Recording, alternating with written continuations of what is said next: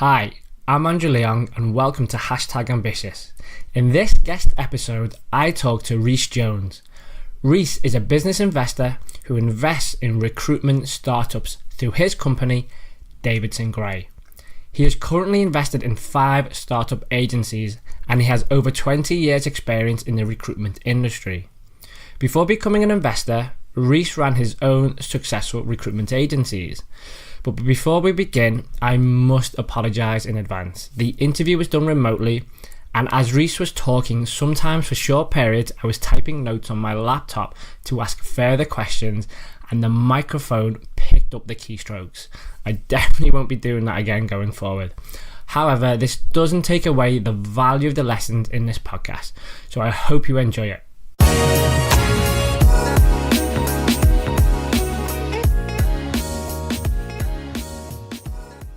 Right, Rhys, so I have actually been thinking about this all weekend. I've been really looking forward to this because I really enjoyed the conversation last week. So I can't wait to relive it. Just for the benefit of the listeners, should we sort of start with about yourself and Davidson Gray? Absolutely, yeah. I think if we're talking about Davidson Gray, I suppose we could maybe look back at the recruitment career I had. I worked for my first proper recruitment firm for a period, I think, about 5 years, was pretty much always the biggest biller. Progressed with the business to co-run it alongside my business partner, as he was, of the business that I then sold. And we felt we were never going to get what we deserved, as most recruiters feel when you get to that point where you're offered directorships. It turns out when you get offered it, it's actually not really worth anything. So at that point, we decided to set up our own business. But we kind of been working hand in hand together, running our own business for that period of time of maybe 2 or 3 years. So it was a good grounding for us. Then we went on to set up Elliott Marsh. That went fantastic for 5 years. Got to the point where it's plateauing at profit, and I think it was about 400,000 a year profit. So it's clearly was a very good business, but we plateaued and we got a little bit sort of stuck really of how to take us to the next level. So we both went to Cranfield Business School. And did a study there, or a small businesses study, where we learned all the different facets of running a business. I went into there with I don't mind admitting, a certain chip on my shoulder because I didn't come from an academic background. I left school pretty much at 15. So I went there with a little bit of reservation, if you like, about what academia could teach me because I was a self-made man, as it were. And I came out completely transformed and realising that being an entrepreneur, yes, there's sort of a natural ability, but a lot of it you can learn. And the smartest people go to people that know more than them. And it changed me completely. It also helps that I came out of it top of my class, which I think cleared another chip on my shoulder that just because I didn't have a degree, it didn't mean I wasn't as bright as everybody else. So it really, really transformed me. I was that in love with it and did that well. I was invited back to sit on the panel for future courses to judge the other people with their business plans, which you do at the end of the course. So anyway, fast forward, but the business grew. We developed another business and that carried on for about 5 years. And then it got to the point where I think we both wanted different things. And that's when we started looking into selling the business. And we went through the whole process, met lots of people, fast forward again.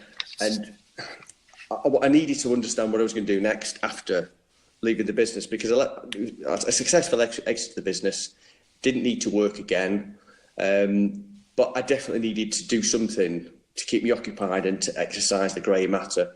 And something I learned at Cranfield University, we went through a course there to understand what you actually work for, what actually are you doing it for? Is it just money? And what came out of it for me, and what was the result of this, which was very refreshing, was that I got turned on by building a legacy, developing people. And I thought I was all about fast cars and money, etc., etc. But it wasn't. It was about building a legacy. So when I left the businesses that I sold out of, it was a case of, okay, what do I do now? I can do anything I want. I can open a surf shack, I can open a pub, whatever I want to do. But I love recruitment. I love developing people. And the most exciting part of my business career was the startup phase. I'd also developed how to coach and do business strategy through Cranfield. So I've been playing with Davidson Gray for about a year or so before I left anyway, and that seemed to be absolutely perfect for me. So that's what I do now. But I set some ground rules when I set up the business. I don't want to do what I did last time, which is scale the business and turn it into a job I didn't want. I wanted the business to be something I wanted to enjoy. And so the ground rules are, I only work with people I like, and we all know there's an awful lot of idiots in recruitment, so I only work with people that I really actually enjoy working with. Yeah. I also now, I'm quite disciplined about that I only work 4 days a week, and I find time to train at lunchtime to do my triathlon training. So I'm seeing this as, some people say a lifestyle business, but it's not. It's now allowing me to really put all my passion into my job and not fall out of love with it, which is easy to do, and I did do when you're working all the hours God sends. So when I'm with the recruiters now that I set up, they've got 100% passion, 100% focus. And I can honestly say I don't think I've ever been professionally happier, because the success the businesses are having now is so much quicker and faster and exciting than when I did it, because I'm working with these guys and these girls to get them to deliver their hopes and dreams faster and with less stress, because they've got somebody who's there to make sure they don't make the same mistakes and just basically fast forward things. So at the moment, I think I've got the best job in the world, with the exclusion of playing obviously football or anything that's realistic. You know, I've got the best job in the world. It sounds perfect. You've got the ideal setup there, and that's what we're all striving to achieve, really, isn't it? That to have our passion, but also to be able to have, like you say, it's not a lifestyle business, but to be able to fit it around a lifestyle that you want, so you're kind of completely covered both, you know, your work and your life and your spirituality. So yeah. Well, I think it's something that I know anyway, and it might sound obvious, but you clearly do a much better job when you're happier and when you love what you do. Exactly. And although I did a very good job with the businesses when I ran them, there was a point in time when I'd sort of created a job within those businesses that I'd done, and I kind of wanted to move on, because I'm not necessarily that interested in managing people. I love strategy. I love coaching. I love looking at the next big thing that's coming along. And what I don't like doing is doing the man management side of it. It's just not my thing. So what I'm doing now is absolutely ideal, but I've also had that time out to step back and say, okay, well, I've got as much money as I want now.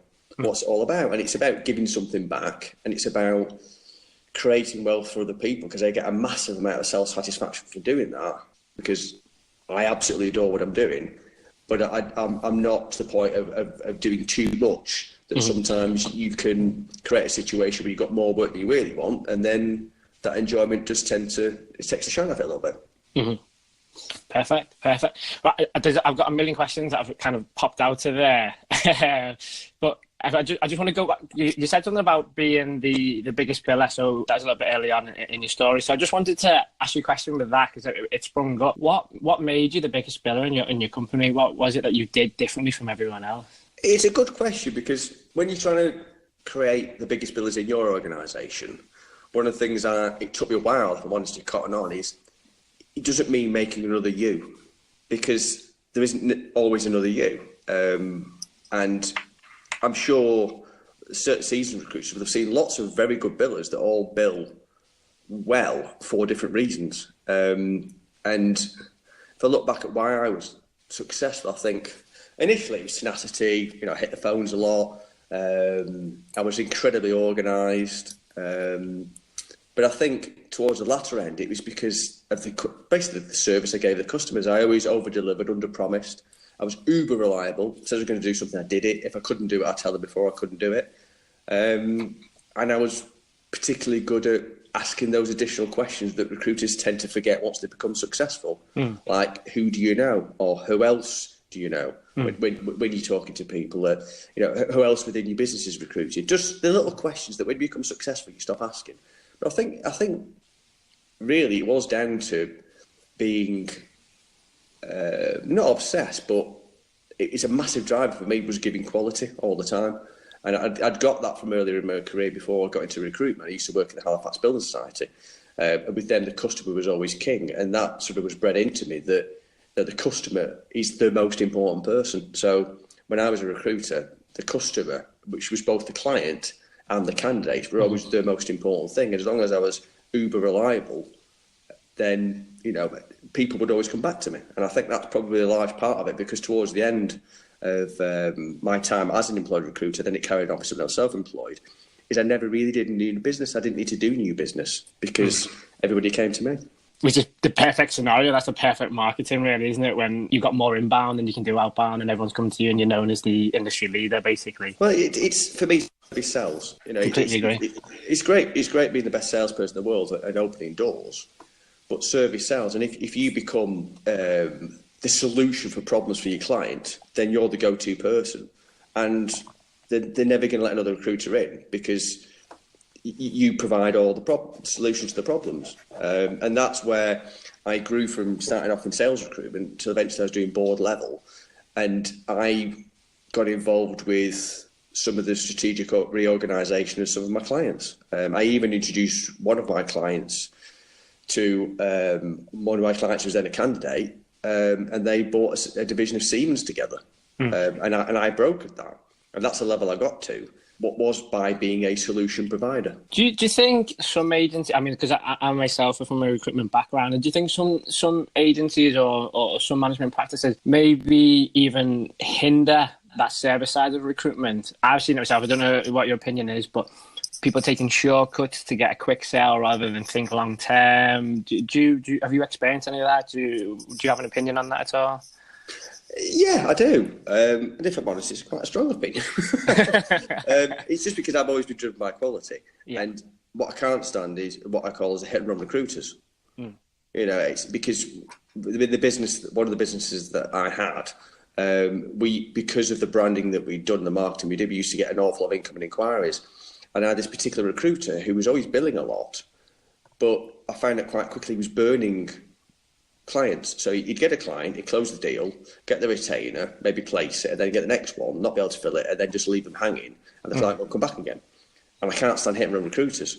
And I think there is a certain amount of, because of the modern technology, people work very, very fast, that sometimes people do shortcut things. And also in some organisations that KPI the staff the wrong way, it all comes down to numbers, and it's not a long-term vision.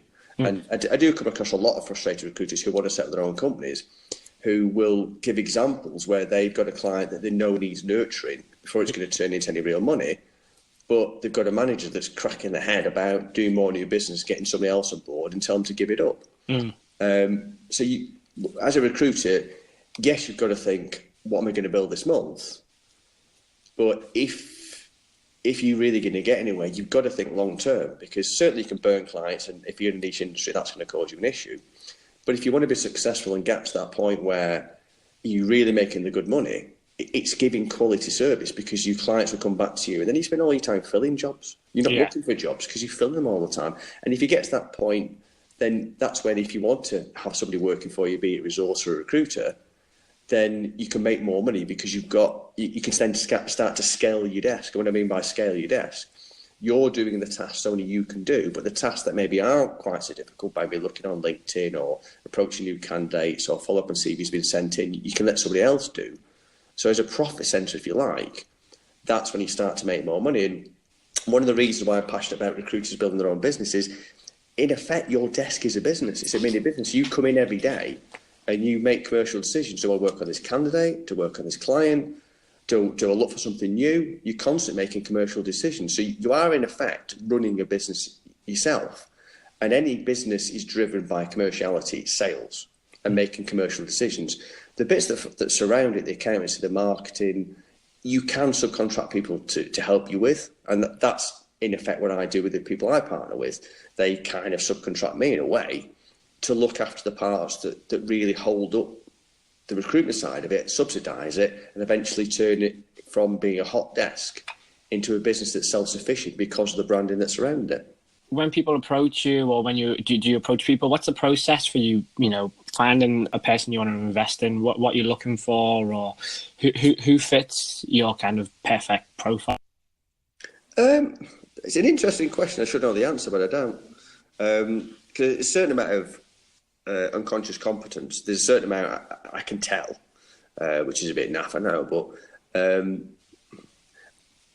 It personality-wise, you can tell on the phone quite quickly if you're likely to get on. Yeah. I've got to be interested in their vision. If they just want to be a lifestyle recruiter, that's not for me because I don't get excited by that. Because I need to feel as though I'm having value in growing that business. If it's just a case of just taking my cut of profit or whatever, I'm not interested. So that comes on to the other part that's important. I've got to believe they believe in me, not from a vanity point of view at all. It is, if they don't see value in me, they're not going to get the value. I won't get job satisfaction, and that leads to further down the line a certain amount of resentment, the fact that I'm getting my cut for not doing an awful lot. So they've got to believe in that, but it also goes hands in hand. If they believe in me and want to, in effect, hire somebody smarter than them, they're forward thinking. And I meet an awful lot of recruiters that think they just need a back office or some sort of support. Okay, well, they could probably set up a business and make profit, but they're not necessarily going to grow a really successful business if they haven't got the ability and the vision to understand that if you can hire somebody who's got more experience than you to help you, you will get there faster. But the smartest person in the room is them because they've hired me. Because any successful business person hires people smarter than themselves. And when I say smart, I'm not more intelligent. I've just got more experience. I prefer to work with recruiters that are smarter than me, but they just don't know it yet. And then I can upskill them to have the experience I've got. But they should be able to get that experience a damn sight quicker because I'll coach and mentor them experience rather than how I learn, which is trial and error. Because unfortunately, pain is a far better teacher than pleasure. And I got it wrong a lot. But what I did do is I always looked at how I could have done it better. And even if it wasn't the case of I got it wrong, I'd always look back and say, oh, how can I do this better? You know, if a member of my staff didn't work out, I wouldn't look at them. The first person to look at was me. You know, was my selection wrong? Was the training wrong? Was the environment wrong? You know, what could I have done to make that person successful? Because at the end of the day, I hired them. And that was my choice. So if they weren't successful, I have a certain amount of the blame, regardless of how they turned out. I mean, fair enough, nobody's perfect at the interview techniques. And certainly when it comes to recruiters that understand how people get interviewed, they're very good sometimes at can't even interview. You know, recruiters are resourceful people, but I think that's an important thing that I like to see in the people that I'm working with is that maturity, for a better description, to want to get somebody involved in the business and not be the all-encompassing ego that's going to run the business. At the end of the day, they have vast majority of the shares. They call the final shots. You know, they're in charge, and I'm there to make them wealthy. But it's having that ability, I think, to realise that getting somebody else on board to help them is a good idea. So I've got to like them. I've got to agree with the vision. I'm very much importance to me is core values, honesty, integrity. So that's important. And then there's things like the sector. You know, I'm not particularly interested in white collar. I'm more professional services. I prefer niche markets rather than necessarily generalists. So there's a certain amount of that involved. The style of the way that people recruit, that can influence it to a degree, but it's primarily down to, is the person forward thinking? Are they driven by quality? Do I like them? And do they believe in me? I'm not saying they necessarily need to like me, but do they think that I'm going to add value and we're going to build a successful business together and have fun doing it? When you're working with your partners effectively, I mean, I'm guessing it could be different for each individual business, but what does that look like? I understand from an operational point of view, you provide the operations and the technology support, allowing them to go into recruitment. But how hands-on are you? Does it depend on how much that person leans on you, or do you what does that look like? It really depends on the person. Some people want to be upskilled so they can do everything, and some people like me to carry on looking after the bits I'm particularly good at. They have no interest in. I'm certainly not there to elbow my way in somebody's business. You know, I'm quite happy to listen to the monthly board meetings, discuss with them what they want to achieve next, help them achieve it by either doing it myself or helping them come up with a plan to do it, and keep myself in the background. Or, as an example, with Taylor Hickson, I'm in there most weeks. You know, that could be coaching, mentoring some of the staff, or coaching, mentoring Jonathan. There's certain parts of the business that he knows I'm good at and he likes me to look after, for example, marketing and finance. And he's an incredibly good biller. He's amazing at attracting staff, and he runs a great office environment. And we've fallen into this very nice partnership where he does what he's good at and what he enjoys, and I do the other stuff, which I happen to enjoy as well. So that's great, and we're very successful because of that. But there's other businesses that don't necessarily want quite as much involvement as that. So it is a case of it's down to the business owner how much involvement they have, but it does come back to the fact they've got to get some value from me. Be it helping with the marketing, looking at cash flow forecasts, which sounds very fancy, but it's just a simple case of making sure you know how much money you'll have next month and the month after, and not getting caught out with your VAT, simple things like that. But it varies. I mean, an example of some of the more hands-on things I do is Jonathan finds great value in me doing a second or third interview for people who want to join his business. One, because he rates my opinion, but also he finds that it helps in the courting process, because good recruiters have got to be courted because they're in high demand, for them to see that it's not only Jonathan with his passion, his youthful enthusiasm, there's an older guy with a grey hair and a CV in the background that's the safe pair of hands, but also has the experience to deliver on the vision that Jonathan's got. So rather than Jonathan saying this is where the business is going and sounding very enthusiastic and likeable about it, that they can meet the older grey guy in the corner, if you like, the CV, who can put some more believability, for a better description, on what is actually going to be delivered, and it is actually going to get delivered the way Jonathan says. So, and that's helped a lot in converting the interested candidates into people that accept jobs, because the biggest barrier to growth for any recruitment company is hiring good staff. That's one thing I found when I was growing my business, is hiring good staff. And if you're going to go for experienced recruiters, it's so competitive to get good recruiters. I mean, there's obviously an awful lot of rec-to-recs out there. You can make direct approaches. We've all seen recruiters that can go from job to job to job to job and still get paid a bomb, because recruitment business owners are far too quick at hiring anybody that they think can potentially make them some money. So when you've got somebody out there who is good, it's very, very difficult to secure them. So getting me involved in the process is where I can help. It is in securing those really key recruitment staff that any self-sufficient recruiter now that runs a hot desk, that can transfer that desk, they're going to have a queue of employers waiting to offer them jobs. And how do you differentiate yourself?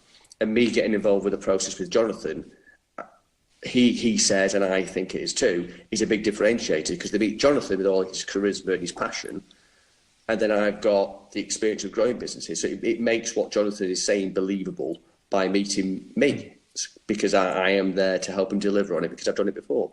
And that, I think, has given Jonathan a big step up in hiring these additional staff. And his ratio of meeting people to them joining the business is incredibly high, I think, because we work so well together. But that won't be the case with every company, because some companies might just simply want to hire staff and not get me involved, because that's how they want to run the business. At the end of the day, it is their business. So as much as I can mentor and coach, ultimately they have to make their own decisions. Otherwise, there's no point. You mentioned differentiation there, and I think it's quite difficult for, this is just my opinion, for recruitment businesses to differentiate themselves from other recruitment businesses, because pretty much everyone follows the same process. So in your experience, do you agree or disagree with that statement? And if you have got any advice, what do you think a recruitment business can do to be different in 2018 or going forward?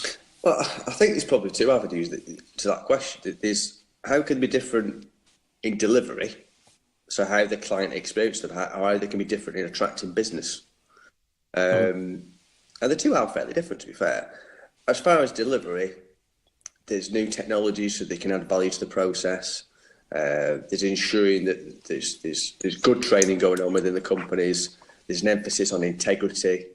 And this is more of the soft side. And then there's the how do you attract more business that's different to everybody else? And that's when you can get involved with the digital marketing, the PR, organising events, that sort of thing.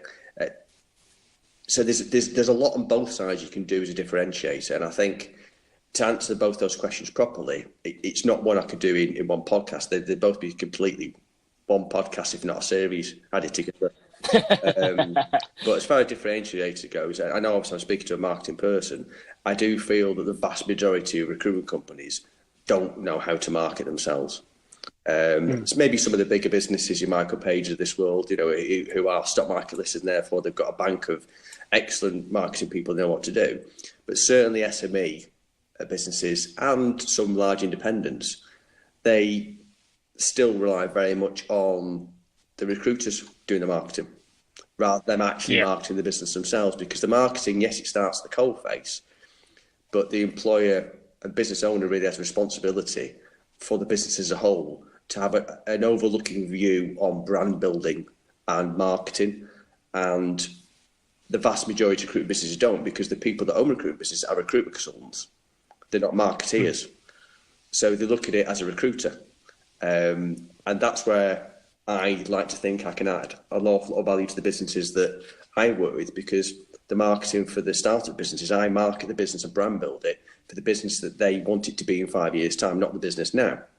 So the amount of business that they get incoming through that brand building and digital marketing, even from the outset, is very, very high. Because one of the mantras I have with the businesses to help grow is you want to make it an easy place to make money. So you can have average recruiters making good money and good recruiters making a lot of money, but also it's done in such a way that it isn't necessarily just reliant on the people. That if somebody walks out the door, it's not necessarily going to take the money with it. The brand is within the business, and an awful lot of the reason they're successful is incoming inquiries from clients and incoming inquiries from candidates. And it's not an easy thing to do. It is complicated, and it's a different profession. You know better than I do. It is a different profession, and I think it's very exciting, but it's difficult when you are a trained, bred recruiter to see that when you know how you were successful, which is smashing the phones. So I think as growing a business, that's a differentiator. But I also think on the delivery side is ensuring that there is that credible repeatability. So you don't have the hit and run recruiters in your business that are damaging the brand. I mean, I had a hit and run recruiter in my business, and he's one of the biggest billers, but I let him go because I could see that he was damaging the greater good. And sometimes you've got to have the strength of character when you're growing a business. If somebody isn't good for the business as a whole, then you have to let a person go. Completely agree with that. Yeah, completely agree. So that really leads on to my next question then. So do you think, we both know recruitment is very entrepreneurial, but do you think all big billers could have the ability to run their own recruitment business, or is it, unique to a select few? Could all big billers become successful business owners, grow their own business? The answer to that is no. A lot of it is down to the personality traits of a recruiter. To be able to run a business, you've got to be able to do other things other than just smash the phones. And that's keep an eye on everything else. Now, for every partner with me, I keep the eye on everything else for you. But it comes back to some of the other personality traits, which is employing people better than yourself, not being quite so focused on your own desk. I mean, being a super biller, more often than not, you're blinkered. Now, not everybody, but you've got to be fairly selfish to be a big biller, and that doesn't necessarily go hand in hand in growing a business. Also, some people they can't handle the emotional side of being ultimately responsible for what they do, because it is very nice to go into a business where everything's done for you as far as the database, the account, and say who pays the bills, etc. And all you've got to do is bill. And that's why I don't encourage people to set up their own companies. What I do is I coach people and talk to them when they come to me and say I want to grow a business. Say, why do you want to do it? And I help them to have a proper think whether it is for them, because setting up your own recruitment company and failing, that's something I can never be involved with. Is somebody who has to make sure that they are 100% emotionally right to run their own recruitment business. I think from a skills point of view, virtually all good recruiters have the skills, but I think it's been able to put it all together in the package, because running your own business is a very different job. If you have a business partner's experience like me, okay, that makes it a bit different. But it is a different job, and certainly if you're setting up on your own, you're trying to learn to do a new job with nobody there to show you how to do it. When the pressure's on, because it's down to you to make the money, otherwise you don't pay your mortgage. So it is quite a step if you go into it gung-ho, and this is where I come across some of the idiot recruiters, that because they've been massively successful, and because successful recruiters now are treated very well because they can walk out the door, they do have a certain amount of immortal persona where they feel that they can't fail, and they'll go out and they cut corners and think everything's going to be easy, and then they'll fall foul on the VAT bills come or something like that. But But I think with the right support, most can. But I think it just comes down to a little bit more to their beliefs, what they really want, are they prepared to change. And this is where there's a certain amount of subconscious and unconscious competence that I've got when I'm talking to people, to sort of see the ones that I think will be able to do it and the ones that won't, because it's not necessarily what they say, it's what they believe. And it's trying to get under that skin of trying to find out really how they would be if in an environment where ultimately they are in charge. Yeah. I'm really interested. So we're talking a lot about the recruitment businesses that you invest in. I'm really interested to know when you started Davidson Gray. So I can imagine you're getting inundated with offers now, especially knowing you as a person and your experience. I mean, it's a no-brainer if you wanted a partner or investor. But when you first started Davidson Gray, how did you get your first partner? How did that come about? Well, funny enough, it was Jonathan Taylor. Okay. and that was an easy one because I tried to hire him a couple of times in the business, and I always wanted to work with him because I knew he could be successful and I liked him. So pretty much the first phone call I made was to Jonathan. Said, I've set up this new business and I'm looking to back recruiters. Can I have a chat with you? And I signed him up. So that one was easy. After that, it was a very, very slow start because I didn't want to do direct sales to try and tempt people to set up on their own, because I wanted people to come to me because they were ready to set up their own business. So a lot of it was marketing, and marketing, you'll know, takes time. And I was experimenting with marketing, so it was a bit slow. And to be fair, for the first couple of years, I was taking Davidson Gray quite lightly because I needed, I think, a little bit of a break, because I'd worked so hard on my recruitment career. I didn't really want to go straight into working 100%. So I took it a bit softly. But no, the brand building and the marketing did take quite a long time to get to where it is now, where you're quite right, I do get an awful lot of approaches. I'm very fortunate in that respect. But at first, it was slow going, because I'm not ignorant to the fact that some business owners see what Davidson Gray do, or some of the other companies that set up recruiters, and think, oh, I'll have a go at that because I'm running my own business, and they do it as a sort of an aside to what they do. And it's nowhere near as easy as you think, because it's attracting the right people and giving them the time to help them grow. Because if you're just going to do back office, people will fail. You've got to mentor and coach them and work alongside them and help them to be successful. And that takes time and that takes focus. And if you're running your own recruitment company, I think it's a difficult thing to do, which is one of the reasons why I sold it when I did, because I started to play with Davidson Gray and I kind of wanted to do it, and I couldn't do it whilst running a recruitment business. And that's why I'm passionate there that anybody that wants to do what I do, you've got to do 100%. And if you're going to do it alongside something else, then I don't think you're really doing the people justice that you're backing. Yeah, completely. I can imagine, because you're involved with that many different startups. I mean, doing one is hard enough, but when you've got several. So how do you manage that, if you don't mind me asking? How do you put on so many different hats, and how does it work? Well, that's why I'm going to cap it. I mean, I've currently got 5. 5, one going live at September the 1st. And I think another 2. And I suspect then that will be my limit for my own personal time. At that point, if I can find somebody who has the same vision as me to work alongside me, fine. But they won't work with the partners I've already signed up, because they've signed up with me. They've not signed up with anybody else. Yeah. But I have got to make sure I manage my time correctly, that I have the most outstanding PA that works with me. I'm looking to hire somebody in September to help me, again, with more business support and more marketing. So I have the time to work on each business's strategy with them, because each business strategy is a little different, because they're in different markets and it's different people, because the strategy is dictated by the market and the way that they want to grow the business. So it's got to be bespoke to each person. So that takes time. But also I'm trying to look at the next innovation for all the businesses, whether this is on delivery, technology, marketing, what it might be. And that takes time. And it's the thinking time that's hard to find, because I'm going to write a blog, hopefully next month, on how to build your business or double the value of your business one day a month. And that's to grab the attention. But basically, if you spend one day a month working on your business rather than in it, that's when you get the results. But trying to find time to work on your business, that thinking time, is so difficult because recruitment is so fast. There's always something going on. And that's where I've got to be incredibly careful that I don't start being busy again, that have the time to sit back and to look at new innovations, to look at new technologies, to listen more to what the business owner is saying and not saying, and how we can evolve their business, and coaching them slowly rather than quickly, because it's too easy to show somebody how to do something, but really coaching somebody is getting them to think for themselves.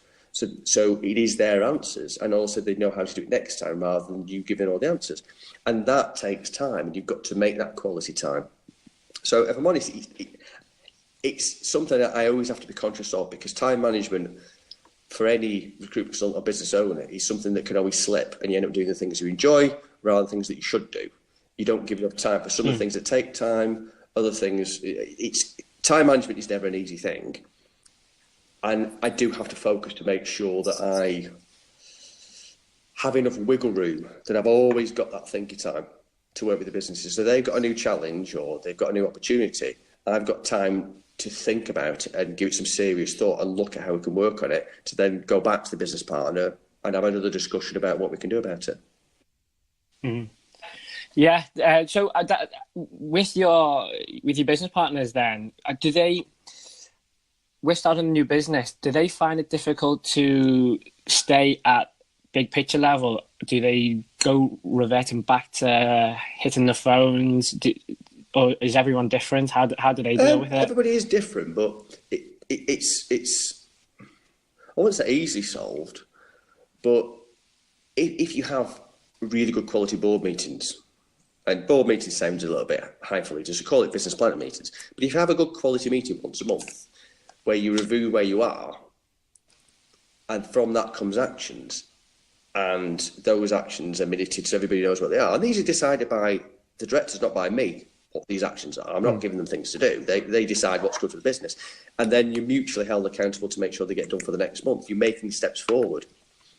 During those meetings, I will bring up the sort of the medium and long-term strategies that are boiled down to short-term strategies, if you like. So I do help coach and mentor in that one day a month that I talk about to work on the bigger picture. And when I say one day a month, to fair, the board meetings quite often only last a couple of hours, because I put so much prep in before we have the meetings that we're really efficient when we get there. But yeah, I found that people are naturally either short-sighted or long-sighted. You get some people that always look. It's like recruiters. Sometimes they're always looking at the big accounts and the big placements, and they don't bother the small ones.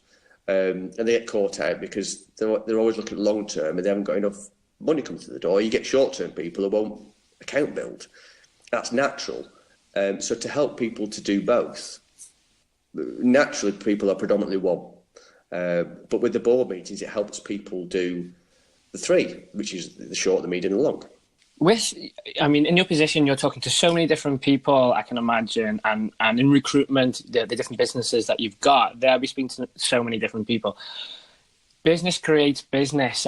Are you just staying in recruitment, or are other offers coming your way? Any other opportunities which are outside of recruitment? I do get them. I have done work outside recruitment. I was non-exec for a point of sale company. I got the experience of working with business outside recruitment when I did my work at Coventry University after I graduated. And I do get offered external work from time to time, but I love recruitment, which might sound a bit geeky, but I really love what I do.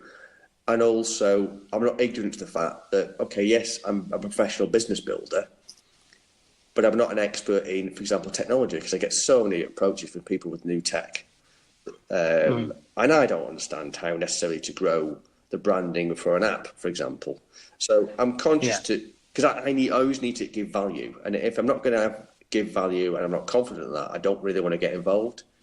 So I wouldn't say I won't do other work. When I will do other work, for definite, is if it's involved with the entrepreneurs that run recruitment companies. There's one of the businesses, Older Point. they are now brokering land deals because they have such an amazing network of contacts that they know people that want to buy land, they know people want to sell land. So it's the natural step as introducers to do the land brokering. And that was a lot harder than we thought. It's a harder market to get into, but with the correct business strategy, which we've been honing the last 12 months, it started to take fire. Now, clearly, we've got to put the emphasis on the recruitment side for the time being, because that's what pays the bills. But that is an avenue that the co-directors there, Dan and Anthony, wanted to look into. And they told me their idea and their strategy, and I believed in them. So as a board now, we do work on that, and we're working it more and more as the business grows. We just got to get the timing right and get the share of emphasis right. But if the business builders that I'm working with, the entrepreneurs, the recruiters, want to work in other sectors, it is my job then, because I am their business partner, to help them grow businesses outside recruitment. Okay, that's really, really interesting. I have to keep an eye on that for you, just out of interest, because I'm into property and land myself. I've just got a couple more questions. I don't want to keep you on too long. It's just more about you as a person now, to be honest with you, rather than Davidson Gray. I mean, you've got so much experience, and to be as successful as you are, you must have had some failures along the way, or mistakes or learnings. What's your biggest one? Oh, do you know? I've made so many, I can't think. Do you know what? I'm very rarely lost for words, but I couldn't pick out anything really obvious. I have made a lot of mistakes. You know, there's that shadow of a doubt. I think one of them that really stands out is when the business I was MD of at the time, Elliot Marsh, was incredibly successful. You know, we had inquiries coming out of our ears. We were making a pile of money. It became too easy. Because it became too easy, I took my eye off the ball. And when the credit crunch happened and the construction crash happened, because at the time Elliot Marsh was very construction led, and I had to downsize and streamline to rebuild again, I could then see all the mistakes I'd made in being metaphorically fat and lazy with the business.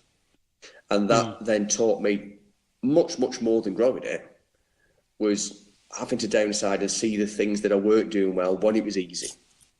I was like, for example, the resourcing division, we staffed up far too quickly. There was people in there that weren't necessarily efficient. There was far too much technology that wasn't necessarily paying for itself. There was things that I'd done because it was too easy. And when everything is too easy, it's easy to get lazy. But when it's taken away from you, next time it's easy, you're not lazy anymore. So with the businesses that I'm growing now, as they're successful, when it becomes very, very easy for the business owner to spend a lot of money on new staff and new technologies, I'm there to help them be a little bit more prudent in the way that they do it. It's ultimately their decision, which I keep stressing. But what I will be there is to help them to measure the things they spend on. So measure that the people they are employing are productive, the technologies are productive, the marketing is productive, because if what you don't measure, you can't manage. And people say that, but people don't necessarily use it. And if you've got to spend on whatever it is, you've got to know if it's successful or not. And the way I went when the business was making so much money, I had a certain degree of immortality, because I'd come out of Cranfield, I was top of the class, the business was making shed loads of cash, it couldn't grow fast enough. It was all too easy. So it was too easy to make decisions through gut feel and emotion, rather than maintaining that measuring of success of the things that you're doing. And I think that was a lesson that was difficult to learn, and it's not an obvious one.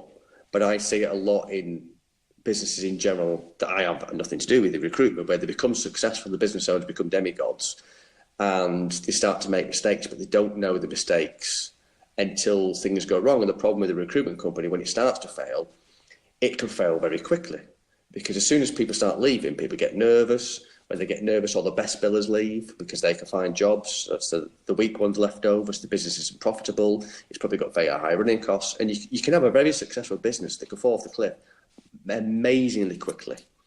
And I was fortunate enough that I had enough structure in the business that it was never going to do that. But the fact it had to go backwards to go forwards, was a great education for me, because as I said before, pain is a far better teacher than pleasure, and I don't do failure. Whether it's my business, somebody else's business, whether it's sport, wherever it is, I've got to be the best I can be, and anything that I count personally as failure is not acceptable for me. And at that point in time, it did feel like a bit of a failure because I had to reshape it, which was ridiculous because it was a construction business in the construction crash with a credit crunch, So it was bound to be affected. Every recruitment business was affected, well, pretty much every business was affected. But it certainly held the mirror up to me of how much I thought I was a brilliant business leader, but I had so much more to learn. And that lesson stayed with me, because as much as you might think you've made it all in recruitment, whether it be a biller, whether it be a business owner, whatever it might be, you're still learning every day and every week.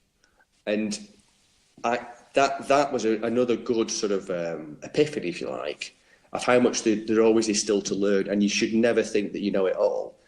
And I've got a thirst for improvement and development, and I had the thirst and development and improvement then, but I wasn't doing it as wisely as I could have done, because I was getting carried away myself.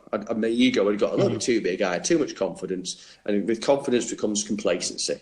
I remember speaking to a surgeon who's going to work on my back, and he's a very, very senior surgeon. He said that when he's talking to his students, he said that the biggest risk that you have in any hospital to accidents is complacency above anything else. And when you're running a business, as soon as you get complacent, mistakes happen. Now, fair, if you haven't got to be super focused all the time, but that was a good education for me, was having to take those backward steps.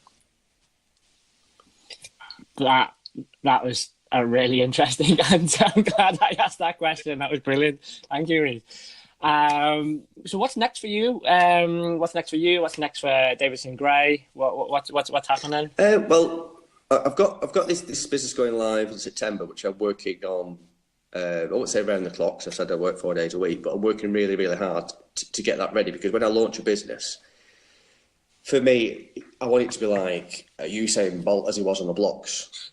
As soon as the gun goes, you're off. There's no distraction, everything's perfect. So I'm getting everything absolutely spot on for that. But my eyes on the next two businesses, which, because I am starting to get an awful lot of inquiries, that might come fairly quickly. What do I do then? Well, I have an idea to write a book, which I've spoken to you briefly about. I still want to do that, but I only want to do that when I've got enough time to do that.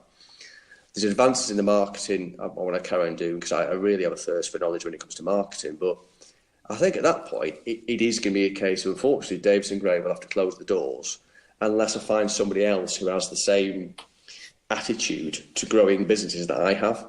I have reached out before, and I found one chap that it came close, but he couldn't exit his current business that he'd sold. He was on an earn-out. But at that point, I might start looking a little bit harder for somebody who wants to help, because without sounding like Davidson Gray's a charity, because it's not, but what I don't want is good, honest, hard-working recruiters who want to the next big thing knocking on my door, and I can't help them, and they go off and not successful they could have been because they haven't got the right people working with them, or they've got nobody at all. So I would like somebody else to work with me, whether it be on a partnership, whether it be on a license agreement, franchise, whatever it might be. I mean, they've got to share the same ethics as me, but that would be the natural next step. But I think sometimes you got to understand when you've got what you wanted. And when I get to those 7 businesses, I will probably feel as though I've got what I wanted, which is, hopefully 7 businesses with a board of directors that run those businesses that I got really well with, that I get a massive kick out of making those businesses successful. I can continue learning myself, because I need to keep developing to help develop those businesses, whilst enjoying the life that I've got, which is working incredibly hard and very passionate when I'm in it, but also have enough energy and time to do the things I enjoy out of it, like doing the triathlons that I do, which I absolutely love doing, but it takes an awful lot of time and effort to do that, and other things that I do in private life. So there's nothing really massive on the horizon, because I'm going to stay true to every promise that I've made to the partners that I've set up, which is, you partner with me, so I'll always be there to be your business partner. I'm not going to run off into the beyond, if you like, when the next opportunity comes along, because I love what I do, and I'm very, very, very, very fortunate that I absolutely love what I do, and there's nothing out there really I want to do beyond this. If anyone wants to reach out to you, then what I mean, unless you don't want to tell anyone because you're already inundated, but if anyone does want to reach out to you, what's the best way? Just probably something on LinkedIn. No, I'm not ridiculously inundated, because you can tell quite quickly some inquiries that are realistic, some that aren't, and people that aren't. I'm certainly very polite and point them in a direction that might be able to help them or give them some honest advice. But no, it's the best. The best bet is just through LinkedIn. Just through LinkedIn. Right. Well, I'll drop your LinkedIn link in the description if that's okay with you, and then just give anyone the opportunity to reach out and for you to put them in the right direction if that's okay with yourself. I'd love that, because I am in that position now where I can see I'm close to that point of having the 7 partners, and that's when I can pretty much turn off a lot of what I do with Davidson Gray as far as dealing with inquiries and marketing. So that means I'll have even more time then. Because obviously I have to have time to deal with inquiries, and there's a certain amount of marketing involved at Davidson Gray. But I'd rather spend that with the businesses. So if I can find 2 new businesses to set up, which I'm hoping to do in the next 6 months, 9 months, because I'm incredibly choosy, then I'll be delighted. Brilliant.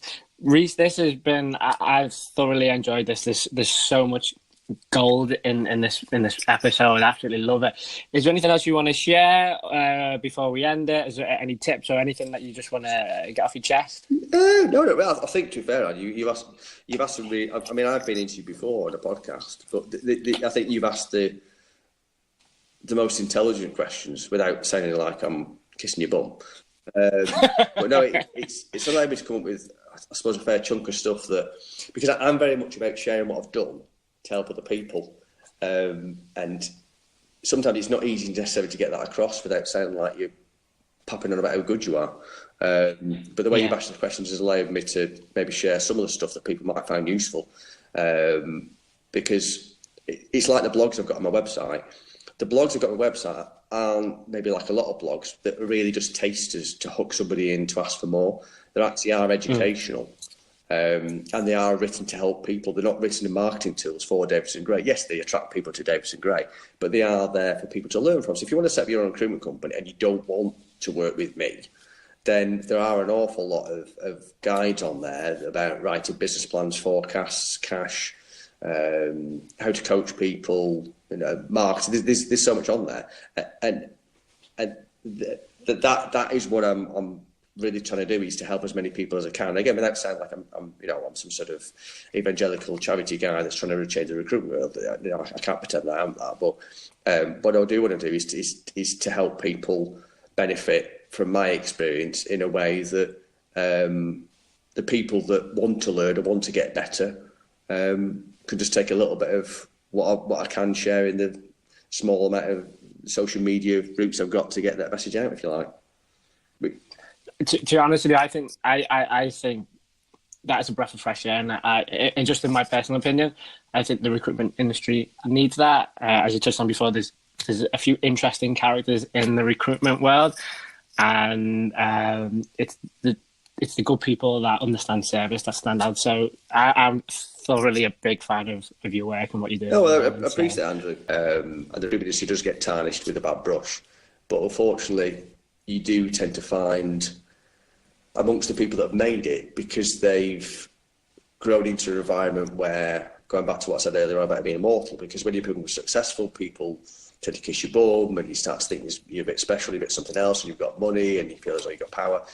Unfortunately, I've seen a lot of very nice, good people, when they become successful, turn into idiots.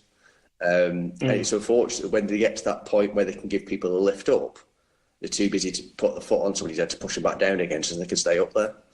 And it is a shame, but unfortunately, I think because the recruitment market is so competitive, that it does breed a certain degree of that, which is very unfortunate. But I'm a big believer that, what goes around comes around, all that stuff. That the people that appreciate their staff and look after their staff will be successful. But the ones that don't, they won't get caught out tomorrow or next week or maybe next year. But if people don't respect the people that work with them, then eventually you come a cropper. Not everybody, but a lot of people.